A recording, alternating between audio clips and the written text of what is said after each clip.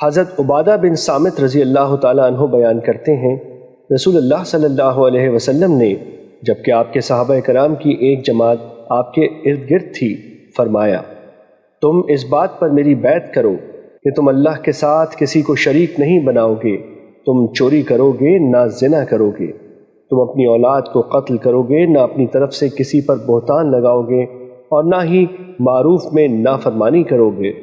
پس تم میں سے جو شخص یہ عہد وفا کرے گا تو اس کا اجر اللہ کے ذمے ہے، اور جس نے ان میں سے کسی چیز کا ارتکاب کیا اور اسے دنیا میں اس کی سزا مل گئی تو اس کے لیے کفارہ ہے، اور جس نے ان میں سے کسی چیز کا ارتکاب کیا پھر اللہ نے اس کی پردہ پوشی فرمائی تو اس کا معاملہ اللہ کے سپرد ہے، اگر وہ چاہے تو اس سے درگزر فرمائے اور اگر چاہے تو اسے سزا دے۔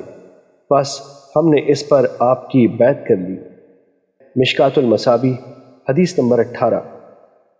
حضرت ابو سعید خدری رضی اللہ تعالیٰ عنہ بیان کرتے ہیں، رسول اللہ صلی اللہ علیہ وسلم عید الاضحیٰ یا عید الفطر کے موقع پر عیدگاہ کی طرف تشریف لائے تو آپ خواتین کے پاس سے گزرے تو فرمایا، خواتین کی جماعت صدقہ کرو کیونکہ میں نے جہنم میں تمہاری اکثریت دیکھی ہے۔ انہوں نے عرض کیا، اللہ کے رسول کس وجہ سے؟ آپ صلی اللہ علیہ وسلم نے فرمایا، تم لعن طعن زیادہ کرتی ہو اور خاوند کی ناشکری کرتی ہو، میں نے تم سے زیادہ کسی کو دین اور عقل میں نقص رکھنے کے باوجود پختہ رائے مرد کی عقل کو لے جانے والا نہیں پایا۔ انہوں نے عرض کیا، اللہ کے رسول ہمارے دین اور ہماری عقل کا کیا نقصان ہے؟ آپ صلی اللہ علیہ وسلم نے فرمایا، کیا عورت کی گواہی مرد کی گواہی سے نصف نہیں؟ انہوں نے کہا، جی ہاں، کیوں نہیں؟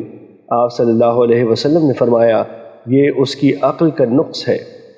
آپ صلی اللہ علیہ وسلم نے فرمایا، کیا جب اسے حیض آتا ہے تو اس وقت وہ نماز اور روزہ ترک نہیں کرتی؟ انہوں نے عرض کیا، کیوں نہیں، ایسے ہی ہے۔ آپ صلی اللہ علیہ وسلم نے فرمایا، یہ اس کے دین کے نقص میں سے ہے۔ مشکوٰۃ المصابیح حدیث نمبر 19۔